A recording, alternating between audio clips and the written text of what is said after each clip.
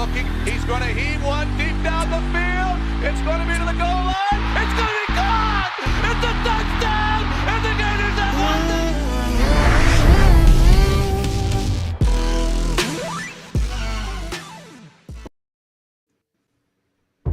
Alrighty, good evening, good afternoon, ladies and gentlemen. Welcome back to another episode of High Top Sports.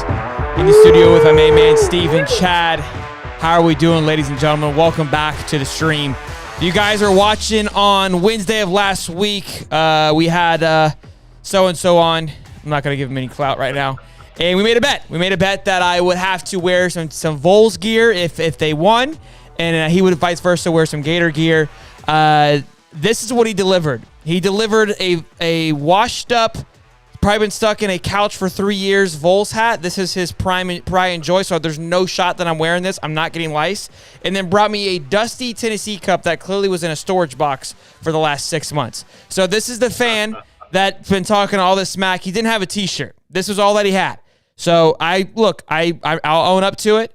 I'll keep it here on the chat, and that's the L that I take. I'm a man of my word. Look, I'm not wearing it because I'm not falling to bed. It's not the nicest thing that I wear. I wear my hats every day that doesn't feel this grimy. It hasn't been worn in a while. So I'll take the L. It's still got the flat brim. It doesn't look like it's had any worse for It's wear. been sat on a few times, I feel like. I don't know what's going on here. But we'll take it on the chin. We'll move on. It's been all fun and games, so I'm a good sport. I enjoy the rant and the raving. So let's get right into it, boys and girls. Obviously, we had a football game on Saturday. Yesterday, Steve and I played in a golf tournament. That's why we were able to go live. It ran way longer than we anticipated. We did okay. We performed decently. I would be honest, but that's neither here nor there. But we're here today, so let's move on. So we're gonna go over Florida versus Tennessee. We're gonna do some breakdowns. We're gonna go over some Trey Dean drama. Kind of break that down a little bit. There's been a lot of talk about that. Go into Billy's press conference today, and then kind of just talk college football before we get to our real show on Wednesday. But we're going to just kind of have a little chit-chat with you guys, and kind of, now that the dust has settled, the emotions have gone away, we like to come back and reconvene, and it's good to bounce things off Steve, who's, not the emotionally connected like the rest of us are. So, Steve, what was your thoughts? Depending on the subject, depending on the subject. Yes. What were your thoughts on the game, Steve? Look, I think going in with Tennessee's offense being just running on all cylinders, I think the head and the heart, I think, were a little bit different for a lot of Florida fans going in. You knew that you were up against probably one of the best Tennessee teams to be on the field in the last 5 to 6 years, talent-wise. Look, it sucks to lose. It sucks to lose, and I'm sure that it's a rivalry game. Nobody wants to come away from that game if you're a Gator fan with an L. But there are some positives to take away from it. You finally saw the quarterback that you guys have been expecting all year long. Now, look, he played well against Utah. He was a game manager against Utah, but he legitimately almost willed that team to victory. Almost 500 yards passing. I mean, just an incredible show for a quarterback who a lot of Florida fans weren't sure if they had the right guy at the position. So you can take away some positives in thinking, hey, this guy is it. This guy is it. He didn't win the game, but he showed you that he can make the throws. He knows the playbook well enough. So there's some positives there. Sure. From a I guess if I'm a Florida fan, I've got a couple of things that I'm scratching my head over. Okay. And I talked about this a little bit off the cast with some of Billy's calls towards the end of the game. The fourth down stuff, I love that. I think with a quarterback with the type of athletic ability that Anthony has, you feel good with him putting the ball in his hands. There you go. That's exactly it. And then, but at the end, it just felt like, why are we going for 2 points here? Why are we trying to get a 2-point conversion, which when you didn't get the first one, it set you up to have to go for the second one. And when you didn't get that one and you come up with the onside kick, now you're down 5 instead of just being down 3. And instead of heaving the ball towards the end zone for a last-second Hail Mary, which has worked for you guys in the past against Tennessee, I believe we've seen that. It just felt like it put them in a position where they had to come up with just this miraculous play to pull it off. Whereas if stick to the script. Yep. Let me speak to that. You're Let me kicking speak a to field that. goal there. Let me speak to that really quickly because Billy spoke to it in his press conference, and it was actually really interesting. I think the whole reason for him going going for it on fourth down is the analytical part of it. And he talked about he goes a team going into overtime, meaning that what we're talking about, he would have been playing for overtime. Going into overtime, the at home team, right, with that it's a 2-point favorite or a 2-touchdown favorite, has a 63% chance of winning going into overtime. So he's like, we had this game plan drawn up already from the beginning, knowing what we were going to do when we got into that situation. So I think that's where people don't understand where the level of thinking that goes into this, right? And that's why I'm going to get into the Trey Dean situation as well. It's very easy from us to sit from right here at a comfort of our own home and say, why don't you do this? Why don't you play comfortably, right? I promise you, he doesn't go for it on those fourth down calls. He's getting ransacked the other way. He kicks those field goals and puts us in, not very aggressive. Maybe not so much on that one because I was questioning that a little bit. But I kind of could see what he was going for too. It's like, look, if you're playing for the win, then whatever, it is what it is, and I respect the play call because you're like, I'm not playing to just settle for a tie because I know going into overtime, my chances of winning this game drop tremendously. And look, stats and analytics, they're part of the game now. And he even said for the last 5 years, they have been part of the game. You can't deny them. The numbers don't lie. Numbers never lie. And if you can play into a situation that gives you the better odds and the better opportunity, you always follow through with that every time. So sure, I loved it. something to keep in mind is you guys held Tennessee to 1 touchdown in the fourth quarter, and your offense was humming at that point. I mean, you had scored a 10-play, 75-yard touchdown that only took 3 minutes off the clock. You scored 7 plays, 71 yards that only took 54 seconds off the clock. It felt like you guys were playing more confidently as that game wore on. But yeah, look, I mean, like you said, we could all sit back here on a couple days after the game and critique things, and that's what we're supposed to do. That's why that's what we're here for. I agree, but we need to have a very neutral way of looking at it, not an emotional way of looking at it. And something that Mr. Wiggs said here, it says on the 2-point conversion, if Zipper doesn't put his hand up and block it, right, that's a touchdown, and he looks like a genius. And that is true. And look, and Billy's like, look, it was the right play call. Everything was perfect. It was just a player kind of got out of line and made an error, put his hand up, but the ball wasn't meant for him and deterred the pass to go another direction. Something that, I mean, it's just kind of a dumb thought to think about. It's not a dumb thought, but it's a little crazy. But the wide receivers haven't had much action the first 3 games. And now all of a sudden the guy's throwing for 454 yards. Zipper's running guys over. It's a little overwhelming. It's like, oh, we're here to play now. And now the guys are starting to get into a rhythm that they weren't before. There's a little more confidence. So I like him going for that ball because he's wanted. He's hungry. Now, as we get more involved and more comfortable, that you start to figure that out and you start to tame that out a little bit. But we hadn't had that up until that point. And that's something to speak on too. I think what people aren't realizing is this. It's not even, I saw things that it's not moral victories, but it's just focusing on the small W's. We're chipping away. We're getting better week by week, and we're going into these powerhouses. I'm gonna get flack for everything I say. I'm getting roasted for right now because to say Tennessee and Kentucky good is just it's blasphemy in Florida football. But they're good right now. Get over it, okay? It's taken them forever to get to this point. Just accept it. What it is. For the fact that this is supposed to be a down year, 6-6. I'm very excited for where we're at and where it looks like we could be heading. Yeah, look, and the other thing is let's not take away from the fact that I believe right now that Tennessee has one of the best young coaches in college football. Josh Heupel has been successful everywhere he's been. He's been successful as a college quarterback. He beat Florida State for the national championship when he was at Oklahoma. He made a solid transition from Scott Frost when he left UCF to go to Nebraska. He came in there and that team didn't miss a beat. So he's a really good coach. He's offensive minded. He's always done really well at managing the game and running the organization off the field very well to go along with that. Not to mention, this game was at home. This was really Anthony's first road game since the beginning of the year, or even since he was making some spot time when Mullen was there. So this is a huge environment, huge atmosphere. And again, I think that Tennessee right now probably has their most talented team all around, defense and offense, that they've seen in close to the last decade, if you look top to bottom. And that even goes back to like Josh Dobbs and some of the running backs that they've had come out of there. This team, from the wide receivers, the skill positions, the quarterback, the offensive line, I just think this is a really good team. If I'm on the Florida side of fanhood, I don't really hang my head too low or too long on this. We knew that Tennessee was going to score. We knew that was going to be the case. It was whether or not you could slow them down enough to keep the game as short as possible. And you did. You covered the spread. You were 5 points away from pulling off a miracle.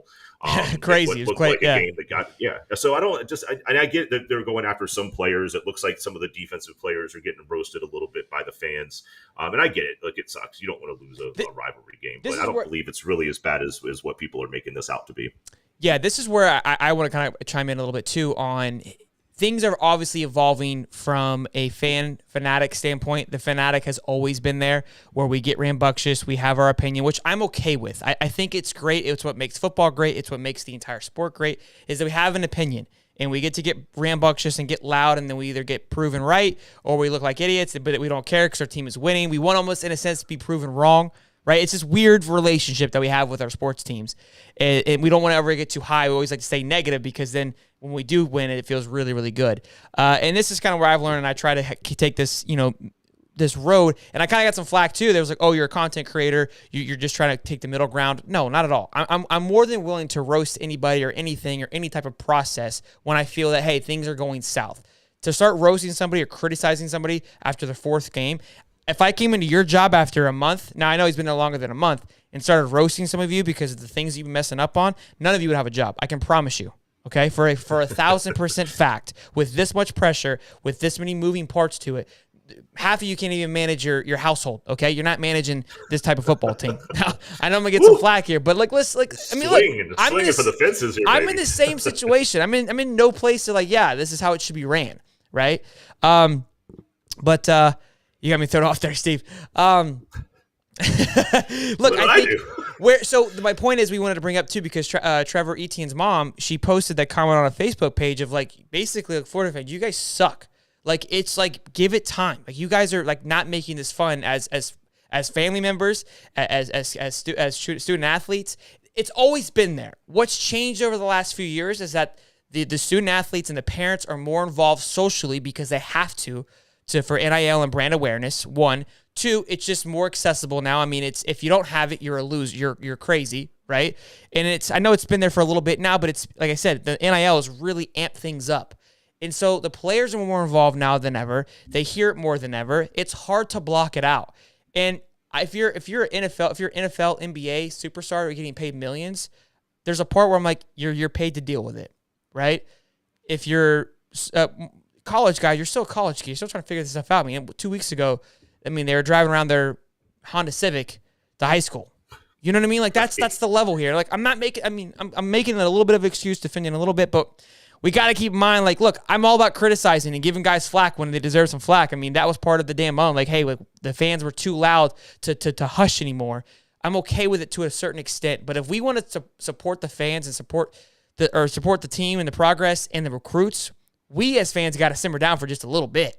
We're not even going to allow the process to develop because we're just so rambunctious way too soon.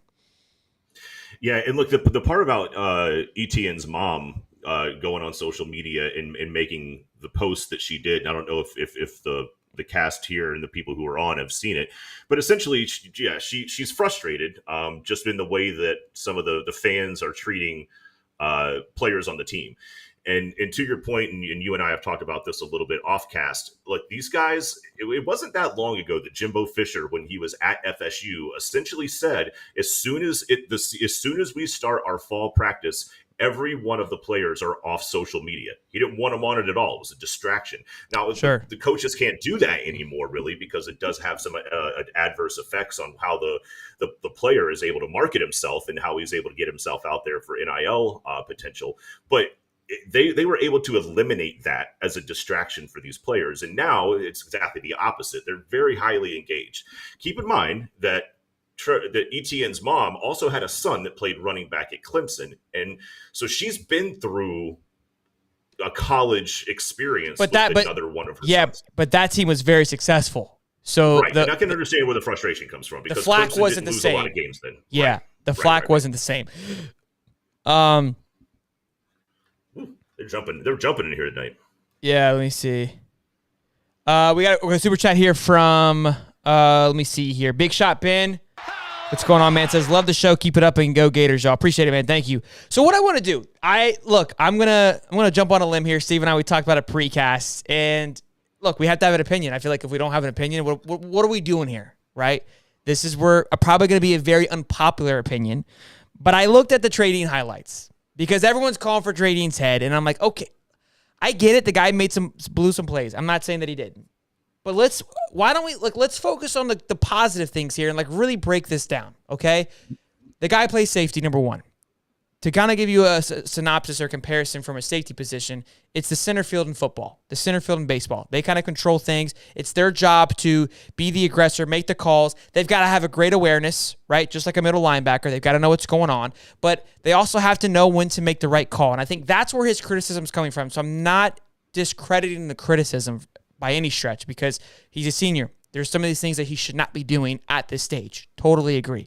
But he also has to be the guy, if you got a guy on third, you're playing center, you have to make the decision, do I bite now to get the throw home, or do I sit on it so I can make sure I get the catch, but I may not get him out? So there's that fine line. If I take the bite and I make it happen and I get the throw and I throw the guy out, I'm a hero. Trading had a lot of those opportunities. Now, there was some times where I know there's some video evidence of him missing the call and completely blowing it. Okay, and I've seen some things of him having some negativities on the sideline. I'm not speaking to any of that. I'm simply speaking to the fact of what he's playing. Okay, now to defend his the honor in a sense of he's a senior, he should be making these mistakes. Well, the linebackers and the D line were making errors. So if he now feels the run defense isn't doing their job, he might start creeping a little bit to make up for the errors that's happening in front of him. Okay, right. Again, not discrediting either side here, but you have to keep the guy's a senior. He feels like there's a lot of weight on his shoulders to perform, and he starts biting earlier and earlier. Eventually, he's going to get blown because he's trying to fix all the errors and mistakes in front of him. Okay, I want to pull up the footage. I want to go over a few things again. Because it's not as atrocious as that people are saying. Because everyone's like, put Wilson in. Okay, we put Kamari Wilson, who I think is going to be a phenomenal player for Florida. This again, not taking a shot at anybody. Put Kamari in, who's a freshman, a true freshman, mind you, okay? The guy is probably, I know for a fact, is an athletic stud. We have talked multiple times about, hey, when you're in high school, the football IQ is nowhere near where it should be. It's just athleticism at its finest. That's all that it is. Put the kid out there and just let him do his thing. Now, I played at IMG, so it's probably better than most, right? But if you think that Dean looks like a fool out there, you don't think Wilson's going to look like a fool? Let's be honest. And then if we put Wilson out there, to me, that's telling me and the rest of the team that we're not committed to winning. Because do you truly think that, if toe-to-toe in practice, in matchups, that Wilson is that much better than Trey Dean? He might be. I don't think that's the case. I don't think Billy is actively just putting Trey Dean in because he's not better. He is the better of the two. Does the ceiling for Wilson much higher? For sure. But which guy gives you the best opportunity to win right now? To say, well, let's make Wilson better. He's a freshman. Like I say, well, you're kind of throwing the season away. He's not the best guy to make you win. And he's still getting reps. He went in and played because I think from what I'm hearing, there was a little bit of a tuffle on the sideline, and Wilson was in for the entire play.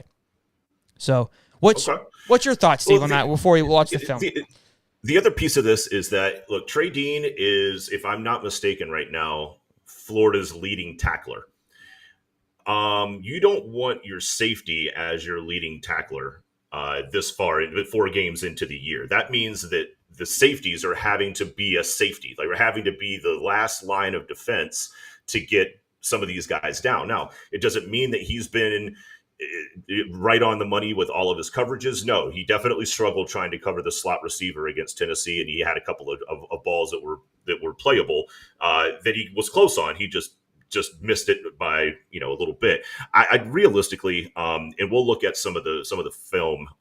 He's playing aggressive. He is playing aggressive football, and you want that from your safety in the right scenarios. He was in the right place at the right time multiple times in that game, and he just missed a tackle or, just took a step left when the running back took a step right. I don't believe that this is a deficiency in the guy's talent. And not to mention that, but what do you have? 4 seniors, I think, on your entire defense. Like, you're going to take one of your most experienced players off the field. So that just doesn't make sense. I'm not saying that there's not talent behind him, but there's not a lot of experience behind him. And the other thing, and this is the last part before I'll let you roll the highlights here, is keep in mind, Brown didn't recruit these guys. No, you're good. He didn't recruit these guys. This is the team that he walked into. His current class, the one that he's recruiting right now, which is doing very well, those are his guys, the ones that he wants on this team, the ones that he wants to win with, and the ones that he feels fits his schemes. Trey Dean was on this roster when he got there. Billy has no allegiance to any of these players. These are the guys that he adopted, essentially. So it's not a situation where everybody's sitting back and thinking, well, Billy maybe overpromised and, maybe told Trey Dean that he was guaranteed the job. Because we heard about that with Mullen, right? With Emory, not managing the talent very well when you had Richardson available and was just breaking off these huge plays. It's not like Billy has any real strong allegiance to these guys. He hasn't overpromised them anything. If they're on the field, it's because every day in practice he's watched them and he knows what they're capable of. Exactly. So Bucky here says there are multiple true freshmen that are playing outstanding. Devin Moore, Etienne, McClellan, etc. I couldn't agree more. I totally agree with you. They are playing well. Keep in mind, Anthony was the man last year. Remember, guys? In a flash of lightning, right? When you come in for a few plays and you're just full of piss and vinegar and you've got one role, one job, not much responsibility, you're going to do great. These other guys have a more on their shoulders. And again, I get it. They're supposed to, they're seniors, but we're trying to compare 2 different apples to oranges here. It's not the same thing.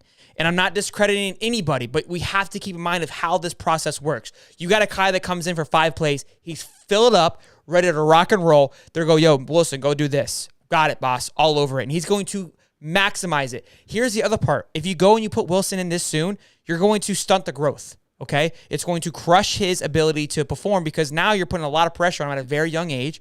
And you want to talk about criticism, everyone's going to roast him. And then now he's not going to be able to develop and mature like he should because you put him out there too soon, too early. You see it happen way too often. It happens in the NFL with quarterbacks all the time. Yep. 90% of these quarterbacks are not NFL ready when they come into the NFL, but these teams have nobody, and they're expected to win right away. So they go and they get these young kids, and it's like, look, they need time. They need time to grow behind a Peyton Manning or a Tom Brady. Look, some do well. I'm not saying that they do well. Justin Herbert, even Mahomes. Mahomes was behind Alex Smith. Like, if you don't think that helped. That was huge. Alex Smith is a great game manager and a great quarterback in a sense of a game manager, which probably benefited Mahomes. He had all the athleticism, but he learned another part that if that wasn't there, would he have had the success as fast? I don't know, probably, but it definitely assisted him. Do you remember the flack that Andy Reid got when he essentially, I think he traded Alex Smith to the Redskins? Yeah. And everybody's like, well, why would you do this? This is your starting quarterback. And but nobody had even heard of Patrick Mahomes before. But Andy had. Andy sees that kid every day in practice, and he sees him working out, and he watches it, and he knows what his mindset is in the film room. He knows if he understands his responsibilities in the audible packages, and when to audible, and when to keep the play, when to just flip it from going wide left to just bringing it to the right side.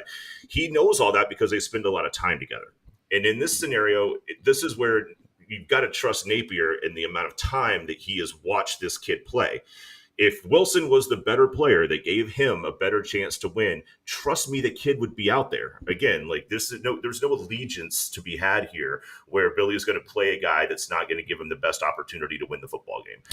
Again, seeing it in film and seeing it on the field, that's more than 4 games in, and you guys watching, what is that, for 16 quarters worth of football. He's watched 150. Sure. We got 2, and this is what I love about the show and bringing you guys in from the comments, because, again, we all have our own opinion. I know it's going to be an unpopular opinion, which I'm okay with. I was prepared for the not the backlash, but the opposing side of this. But Gator Gang says, go watch film from 2018 and watch film from this year. It's the same mistakes. He hasn't improved at all. Punt on this season, focus on the class, and play the young guys. So I think I kind of answered that a little bit on a sense of like, you can't quit on this season.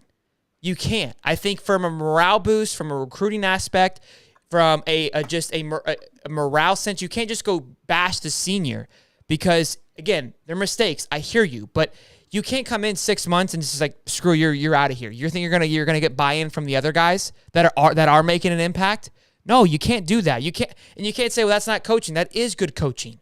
You have to slowly earn your way into this. You can't just come in and think, I'm the shit. I know what I'm doing. I've been doing this forever. You guys are idiots. No, there's a level of respect here. And again, the errors, I understand that, but we're going to look at the film here in a second. But the other end is when experienced players are always out of position, why not just play the more talented freshmen? Because the freshman's going to make the same mistakes, if not more. 100% every single time, every time. At one point, Ricky, to answer your question, I have no idea what you walked into. Ricky hopped in the chat and said, "What did I walk? What the hell did I walk into?" Money says at one point on the defense, we had 6 freshmen on the field at the same time. Relax and enjoy the rebuild. I'm not stressing anymore. Just watch the young guys develop. Totally agree. Great point, Gator Gang. We should be playing a lot. Hopefully versus Mizzou. Classes were canceled for students Wednesday through Friday. I just got the text. So we play Eastern Washington this week, but obviously the hurricane is on its way. So I don't know if the game will be canceled. It's supposed to be just north of us come Saturday, so it should be canceled. But let's watch this film really quick before I get back into your guys' comments. I want you guys to see what I'm looking at here for Trey Dean. So obviously there's the arrow on him here. I'm going to speak to this. The screen big? Like in that window? Can you? Like yeah, better. Yeah, right there. Oh yeah. Okay. So he's on the tackle there, which is, to me, is great. So there he is again. Great coverage here. Watch this. I mean, bad throw, but he's all over him. So here's the part that we're not really holding accountable. Is it the play calling, or we're not putting Trey Dean maybe into the best position possible for his play calling? I mean, that's not on him. That's a great explosive play there.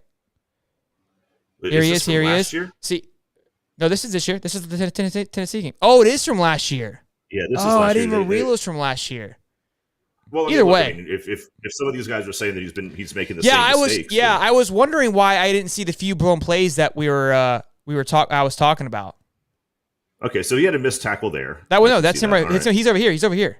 That wasn't him. That wasn't him with the missed play.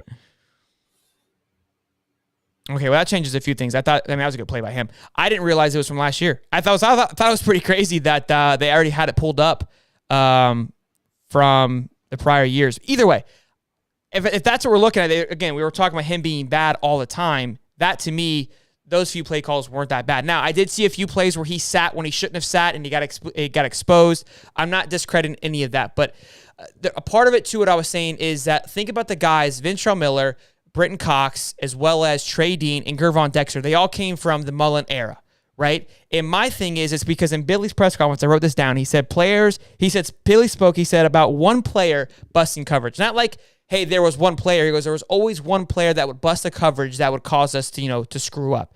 And he kept mentioning one player was busting coverage.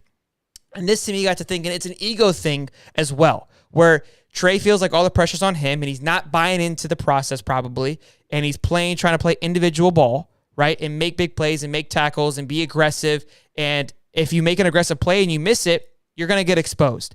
And another big thing is if a D-line or a linebacker makes an aggressive jump or a play, a busted play is 5 to 7 yards. If Trey Dean has a busted play, you're looking at a 70-yard touchdown. So yeah, it's a tough spot to be in. Again, I'm not making excuses or anything like that, but let's look at the facts here. It's not as bad as what we're all looking at. Let's see what the chat's saying. I know you guys are all riled up this afternoon per usual. They are. They're going bananas. I love them. All right, Dean is trash. I knew that was going to happen. Your wife is getting into it with somebody in this chat, and I keep missing it because it's going by. So I don't mind. I want your hat, Sheldon, Gary. I don't mind the smack talk, boys. But I'm not here kick anybody out either, because I fully believe we can kind of have a good time. But if we continue to kind of just go at personal stuff and tagging at people and calling them names and stuff, you're gonna get booted. Just simple as that. Like, we're all adults from the last time I checked. I'm being a good sport by holding up the Vols thing here. Like, and you look, if you're my neighbor, again, I'm not going to continue to entertain it. You've been in the chat. I'm not going to acknowledge it anymore. But if you continue to attack people, I'm just going to go ahead and ban your ass, and then you can come talk to me about it in person. Like, I'm here to have a good time and chit chat, and I love talking shit, but this is getting to a point where, like, this is stupid. We're talking sports, boys. All right? Let's chill out. Let's grow up. All right? If I see any more, Piss you're done. missiles simmer. Piss missiles simmer. Real quick, says $10 from Chris Sorley. Says, I would rather a true freshman make the same mistakes as a 6-year player to gain experience. 2023 season can still be special. And again, I think that's where we're going to have to agree to disagree on that one, Sorley. I hear what you're saying, and I love that aspect. Again, I think there is a fact of, I get it, and I used to kind of believe like that, but I also believe in you can't put them out there too soon, and you're going, again, ruin the development. You don't allow someone to mature properly, and then they cut edges because they're trying to keep up, and when you cut edges, you create bad habits, and when you create habits, those things become real, and you are no longer what you could have been. If you got to realize how important that is, okay? It's like raising a child or just growing up, right? If you have to cut corners, you see it all the time when somebody loses a parent to an accident or something, they have to become an adult much faster. Which when that happens, you have backlash later on because they don't really get to be a child. It's the same concept. If you put them into a situation when they're not ready too soon, then you're gonna stunt their growth, and I fully believe that. And to your point, we've seen that quite a bit at the NFL level. We're just too much too soon. It's overwhelming from a football knowledge standpoint. You mentioned that the football knowledge from college or from high school to college is significant because of the amount of time that you're required to dedicate to the game. But it changes whole like completely when you go to the NFL. And again, you could absolutely break a kid's mental approach to the game if they just don't feel like it's the switch is going to flip or the lights are going on. It'll just completely demoralize them. Yeah, 100%. And let me go back to the chat here. Let me see. What did it say? Muddy says, I think Kamari should start because I saw Dean ignoring Napier and disrespect him in front of the team. Now, that to me, that's a whole other level that I agree with it. That I haven't heard that or seen any reports on that. I spoke to someone else who was at the game. I was like, hey, did you see any conflict on the sideline? And he was like, I don't know. I was too drunk. But so if that was the case, that there is a level of like, look, if you're going to be disrespectful and not buy into the process, yeah, I totally agree. At that point, yes. If Dean's out there grinding and trying to figure it out, and now there is a point too, guys, you got to realize there's frustration that comes with it, right? I mean, you kind of want a little bit of a dog out of your player. You want them to be fired up and frustrated if things aren't going their way and they feel like, hey, I'm busting my butt. Gator Gang says, I tried to defend Dean for years. I really wanted him to be good. I really did, but he isn't good. Look, I think this is a good understanding. I think we're all back to back, so this is good. Gary says, great calls, boot their asses. Daniel says, $10. Thanks, Daniel, for the super chat. Bubba says, yes, Billy needs to figure things out. Florida has talent, but you can see they're willing to play to win, but they can't afford to lose big games because there goes recruits. I disagree. I think the way that game was lost on Saturday felt better than the win against USF. And I think a game coached like that and a game played like that doesn't hurt recruits. I think any recruit coming in, you talk to Najee, you talk to Mazzell, you talk to Jackson, any of these guys, Marcus, Trayon, they understand the process. And if you trust the process and you believe in it, you expect these kind of things. So I disagree to that point. I really do. What do you guys see? What else we got here? I'm just reading some of the comments, man. These guys came in ready to rock and roll. I did see that what site is this? Gators Wire did a little good, bad, and ugly. A couple of their writers all did a segment. Managing editor had a good, a bad, the ugly, and they're dropping Dean's name in there quite a bit too. Yeah, it says, for sure. He got roasted. Yeah. It's time to see more Kamari Wilson out there. The other thing is LFGM says Shelton is right on developing players. You want to build that strong core through red shirting, practice, and coaching. We're so depleted. Why burn a year of eligibility? And that is a point, too, of they start so many games, they lose that red shirt eligibility, which that's huge. That's. I mean, look, if we could keep them for an extra year because they redshirted and they are developed, and then they're going to be, redshirt junior seniors, and they're going to be absolute studs. I mean, you got to think about the future. Like it's bigger than just this year. Playing them right now isn't developing. Sure, you get to see them as a fan. It's exciting to watch, but I'm telling you, and yes, there's no better learning than actually playing the game. But sometimes you learn more by processing it, watching somebody else make the mistakes. Right? You see what they're doing. It's much easier to criticize someone else do it wrong and go, yeah, I don't want to do that. How do I not do that? Versus watching yourself make the mistakes and then trying to reverse that. Right? So. Yeah, absolutely. And again, it's all part of it. These guys weren't playing in this defense 4 games ago. There's another caveat to this whole thing, is that it's not just a new offense that Anthony has to learn. It's also a new defense that these guys have to learn to play within as well. And look, I mean, especially when you know that you're the last line of defense, it's going to be difficult for him to know where everybody else is supposed to be, where he trusts them to be. Can they make the plays on the outside? Can they get to the corner, to the edge? Can they set the edge and hold it? Or does he have to kind of keep that flat-footed approach instead of dropping back those extra 3 yards in coverage, because he's not sure if the linebacker is going to get to the edge to hold that in time? So he might have to, again, there's a lot of processing that goes on here, and I don't think it's a situation where athletically he's not prepared. It could just be a situation where he's not comfortable yet knowing where the other 10 players around him are going to be and what plays they're able to make. For sure. And then we got Austin Warren. He says, let's go moral victories. Yay. I saw a lot of people kind of giving me some flack for that on moral victories. It's not like I'm over here just cheering like for the small W's, but if you can't recognize growth, I mean, what are we doing here? You may just sit here and say, yeah, we suck, like it's over, like screw this. I mean, you guys, we interview these players. We have them on the show. I mean, we talk to, they're fine young men. I mean, when you just sit here and just bash them, I mean, you have a bad day at work and you come just shit on your parade. I mean, like, come on, man. Like, I get it. We all want to win. We all want to be the top dog.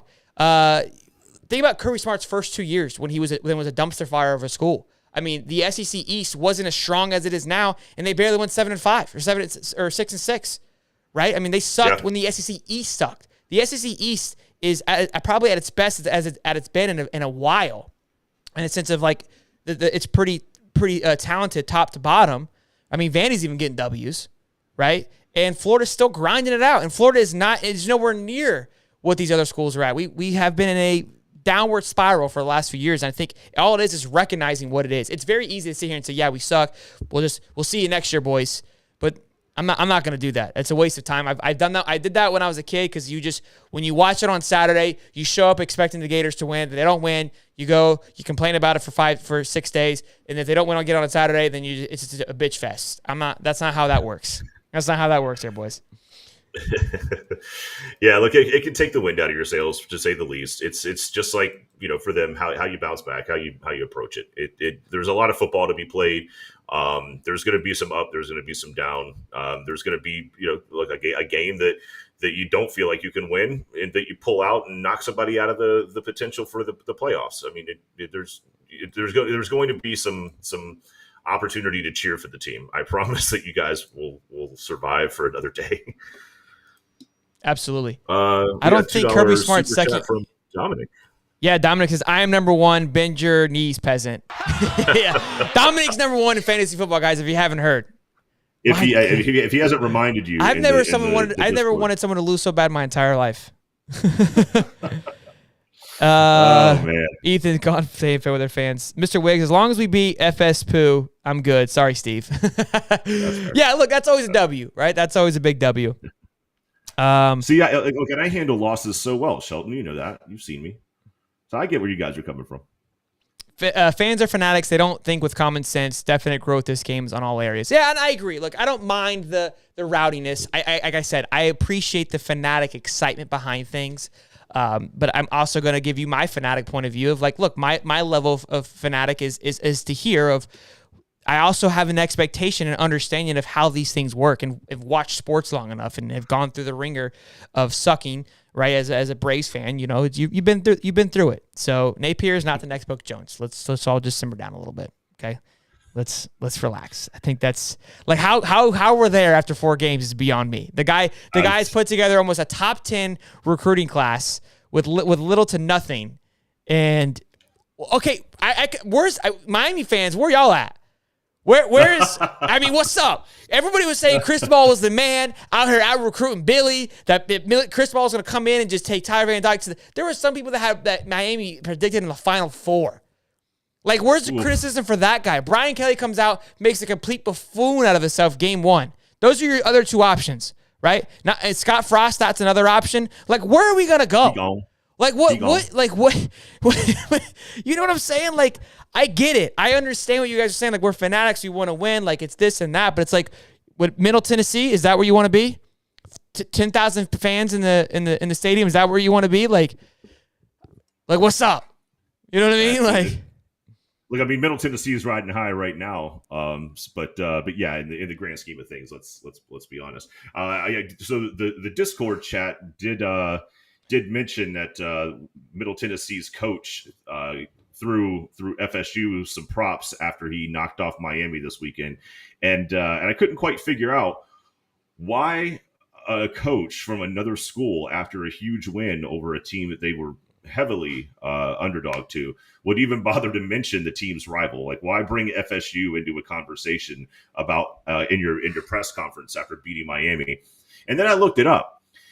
One of FSU's former quarterbacks is the head coach there. So in his press game after they knocked off Miami, he was kind enough to tell anybody who would listen that the Tallahassee had a big smile on their face. Yeah, I loved it. I loved the little play call there. And Daniel did say LSU looks better, and they are doing better. I'm not, again, but I think after game 1, if Florida would have had a game 1 like that, I mean, that would have been mayhem. Luke Self just said Miami has played Middle Tennessee 3 times and has never led. Wonderful. That is insane. The Miami Birds are quiet. I haven't heard a single word from them. They lived in this chat for a little bit, but it was like Mario Cristobal's king. Like, he's a supporter. He likes the show, but he was always on the stuff. But I haven't seen him. Chris says, I bet Rashad is hating life. I know that's an interesting one too to look at. LFGM, I saw you and Gator Gang kind of having some a little love triangle there, talking crap about the Braves. Which go ahead, do your thing. You guys are up a game and a half. That's not over just yet. But the Braves are not terrible, by the way. Going through some injury woes right now, but we'll be fine. But rumor has it that Deion Sanders is going to Georgia Tech. We've got one better for you. Okay, Steve, do you want to unwrap it, Steve? Steve, you can have it, Steve. I'm gonna let you do it, buddy. Deion Sanders to Tech. No, the other thing. Who do we think's going to Tech? Who do we feel that's heading over to G10? Oh. Well, look, there's a guy that also not a huge Florida fan, oddly, sitting in a announcer's booth right now on game day Saturdays by the name of Dan Mullen. Mullen. Has anybody ever heard of that guy in this chat? Anybody ever heard of him? Yeah, look, I mean, there's certainly some news going around that old Danny boy might be tossing his hat out there. Wasn't he coaching his doing something with his son, his high school team up in Georgia? Up in Georgia, yeah. That was our last little tidbit on Mullen, and now he's been the last 3 weeks has been his career has been him trolling the Gators on predicting Utah to be the champions, then Georgia to be champions, and then Anthony be a Heisman favorite. That's been his career for the last 3 weeks, and now it seems that he might be up for grabs as the Georgia Tech head coach. Would be a very interesting gig. I don't know. I mean, he could honestly go to Georgia Tech, win a handful of games, 5 to 6 games, and he'll be a hero. And he'll get paid, and he'll be able to just exist. And I promise you, one thing is that Georgia Tech will give that man plenty of time. All the time in the world. All the time. All the time. If Georgia Tech pulls off a hire like that, if they pull off a hire like or Deion Sanders or Dan Mullen, Georgia Tech would be more than grateful for getting somebody like that.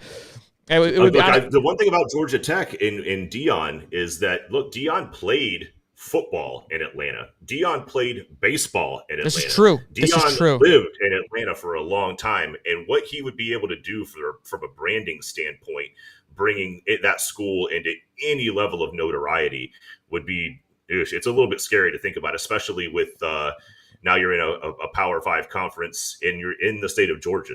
There's very fertile recruiting ground. We've already seen what he can do at Jackson State. My goodness, you give him the keys to even a Pinto in the bowl series, Division I, whatever they call it, and it's a little bit worrisome what he would do at a school like that, especially with all of his history in that city.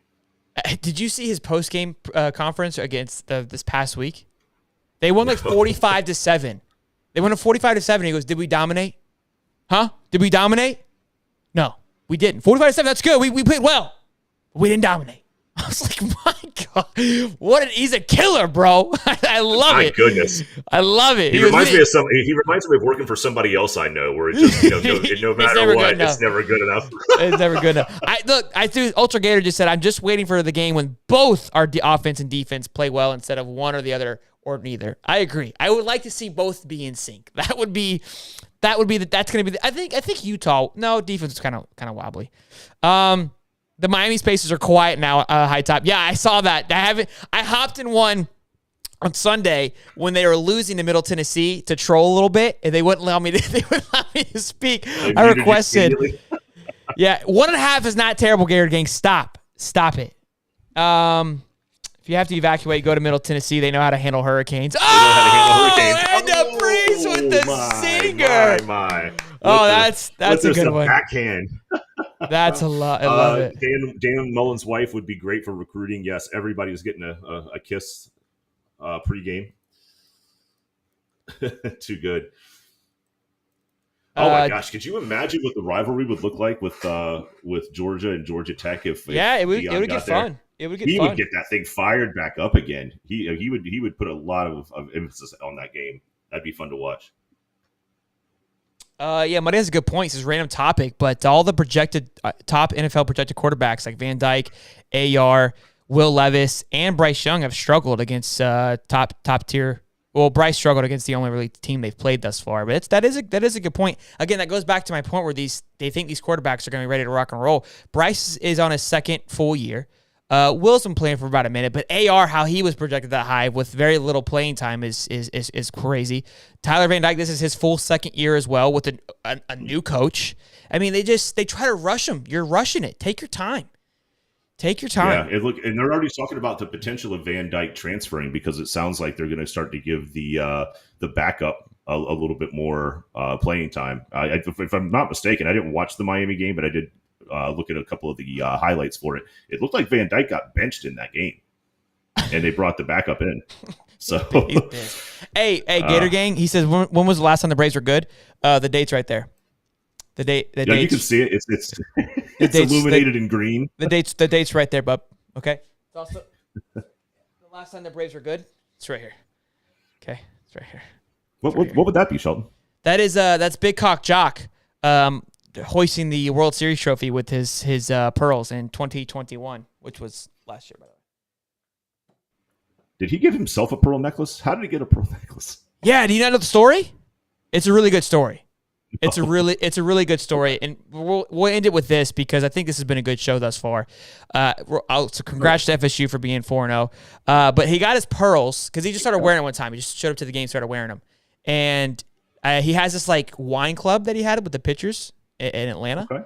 He has this whole thing that he wrote like a love story to Atlanta, which literally brought me to tears when I read it. You could make fun of me. Oh, I remember it. Yeah. Proceed. Yeah, phenomenal. And I'm gonna butcher it because I don't remember exactly, but I think he just reached out to his jewelry guy. Was like, "Yo, I want to wear some pearls." It was the same reason why he went blonde. Like he just has these like things. He's like, everything's better when you're blonde. So he dyed his hair blonde.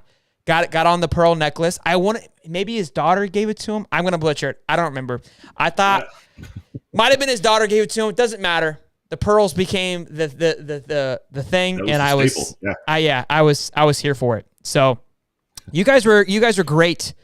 In the chat tonight, I appreciate. Oh no. Oh wait. As a Volgal learned to appreciate the small battles, one in ball. AR played his best game. Many players had first career plays. Improvements are valid.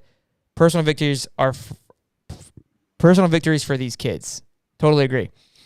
Let me see. It's a very intricate name that we got going on there. Yeah, I thought it was fancy. Thought it was a porn bot when I first saw it. LFGM says, remember 2021 will be the last in this century. You guys talk a lot of smack for how Mets haven't won in a minute. Oh, man. All right, boys and girls, thank you for stopping by as always. Great little show here. We'll see you guys on Wednesday at 8:35 live where we do our college pick'ems. We'll get ready for Eastern Washington. If that game is a go, we'll see how the hurricane prevails on us. Appreciate you guys for stopping by. I'm going to get rid of this nonsense now because I'm overlooking at it. It's been my way all night long. But as always, you guys rock. Thank you for being here. We'll see you guys on Wednesday. Until next time, I am Sheldon. And I am Holly. Yes, sir. Boogie Boogie. Make sure you guys like the video, subscribe, turn the bell on. Make sure you guys join us as always. Love you guys. See ya. Pass me the mic and I'll show you with action.